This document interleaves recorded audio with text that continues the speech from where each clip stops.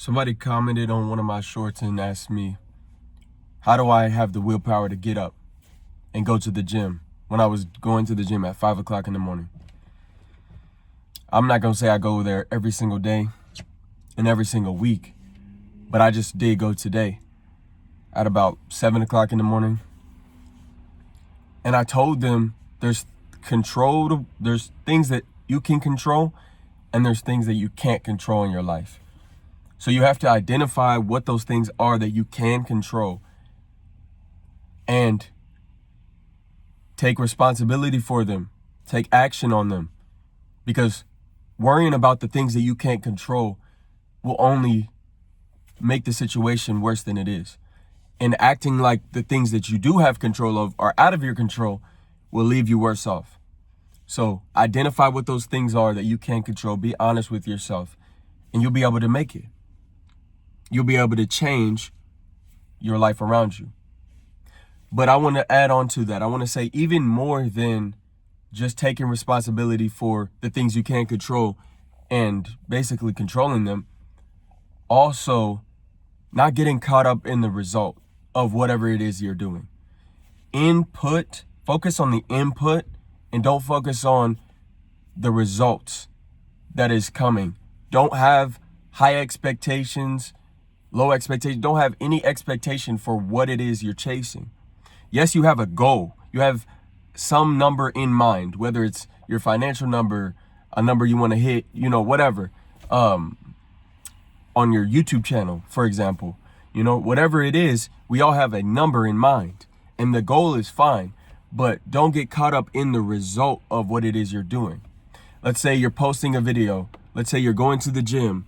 Whatever you're doing, let's say you're working and you're not seeing the results you want because your expectation is so high. Yes, you can have a goal, but your expectation shouldn't be for you to have something so quick. You shouldn't have the expectation of, oh, I'm going to have 200,000 subscribers in 6 months. Like, that shouldn't be your expectation. You can set that goal, but there's a difference between your goal and your expectation. A goal is something you strive towards.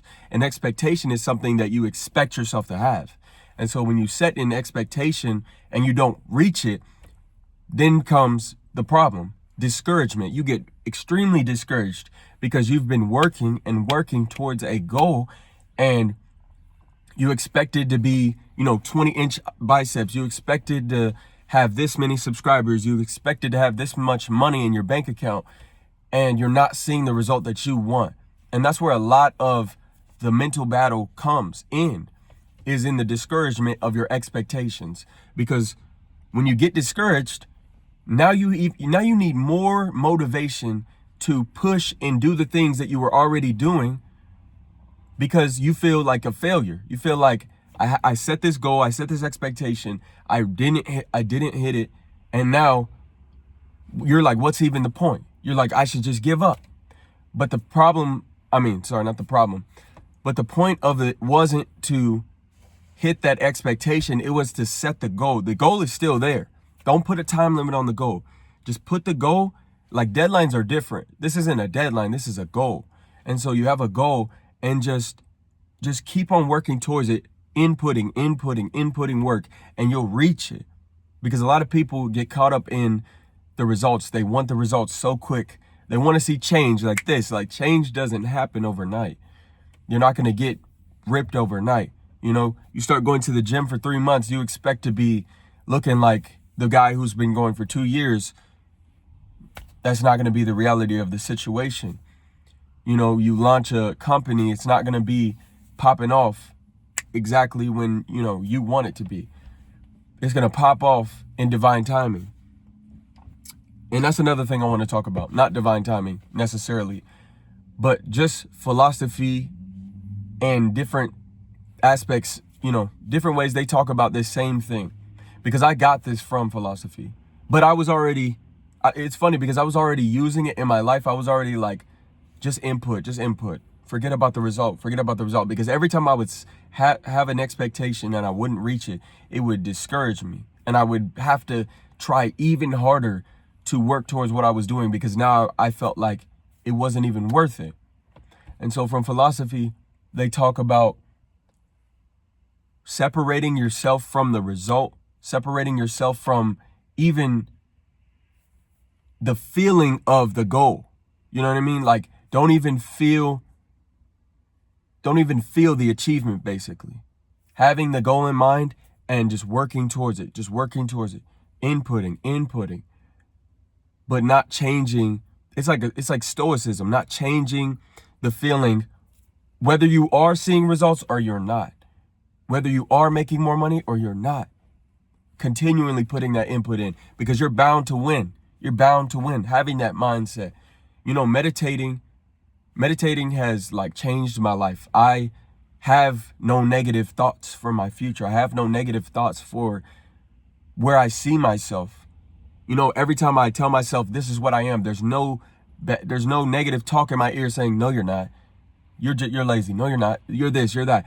That none of that is there. Meditation has completely silenced those voices. And so all I can hear is, this is what I'm going to be. This is who I'm going to be. This is what I'm working towards. That's all I can hear. And it's just allowed me to not change who I am, regardless of the situation. Whether I'm failing or I'm doing good, I'm still working. I'm still working towards the better me, my better physique, you know, better. I want to be in a better financial situation. I want to be in a better romantic situation. I want to be in a better situation romantically, whatever the case may be. It's just allowed me to not be super sensitive about the results, because again, I already said it, but when you're so sensitive about the results, you have to understand it tears everything apart. It's not just you get a little discouraged and you just jump back on it. No, you get discouraged and it holds you down. It hampers you from even doing what you were able to do before. Like, imagine you were just able to wake up in the morning, go to the gym, and there was less of a, resistance. There was less resistance.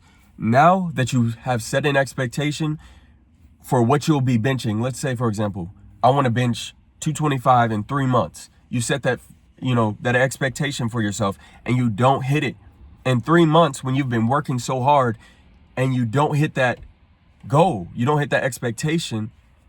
If it's just a goal and you're like, okay, I'm going to bench 225, one day, instead of your expectation is, I need to be doing this. You know what I'm saying? Like, you can make your goal, I want to bench 225 in 3 months. That's a goal.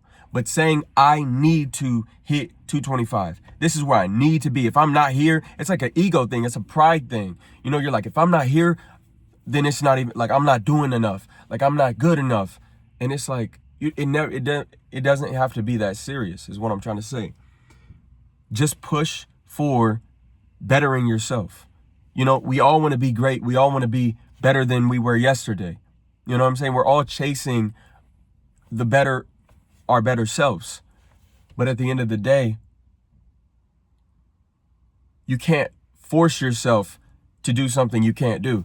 And so set goals, not expectations, because those expectations will come and bite you in the butt, and they'll make it even harder to go back, because you'll be there on day 90, 3 months in, trying to bench 225, and your pride will just tear you up inside and just be like, I put all this work in, why can't I even do this? Why can't I even do this?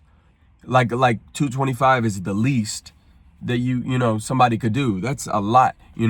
Be proud that you can do 10 pounds on each side underneath that. Be proud of what you can do. Be grateful for what you can do and what you have achieved, because you've came so far. You've done a lot. So just focus on what you've done already, and you'll be able to do so much more. Focus on what you have done already, what you have achieved. Be grateful for it. Take it in.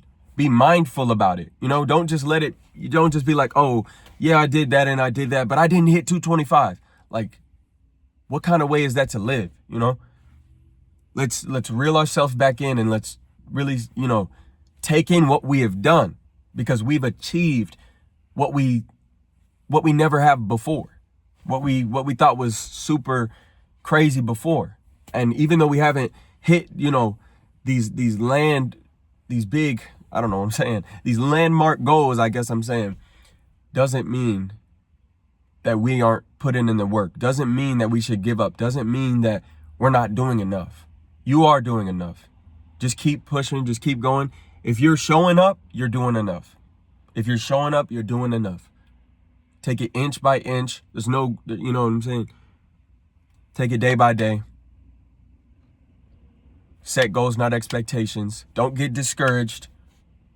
And I feel like you will have the secret to lifelong discipline, because you're not caught up in the result. It doesn't even cross your mind. The result doesn't matter. Input. Wake up, input. Wake up, input. Wake up, input. Wake up, input. Result, you don't even have time. You're inputting so much, you don't even have the time to think about the result. I don't think about the result. I don't, you know? And sometimes at the end of the year, I sit and I think about the result, and I reflect on the year, and I'm like, okay, I wanted to be here, but I'm here. Okay. So what does that mean for next year? I need to focus more on the input? No. What that means for next year is I need to input more. Input more. Because what I input last year wasn't enough. And I've been thinking about this too, going into 2025 as we are. What would your year look like if you actually gave 100%? What would my year look like if I gave 100%? Just ponder on that. And I mean in everything you do. Everything you do. 100%. 100%.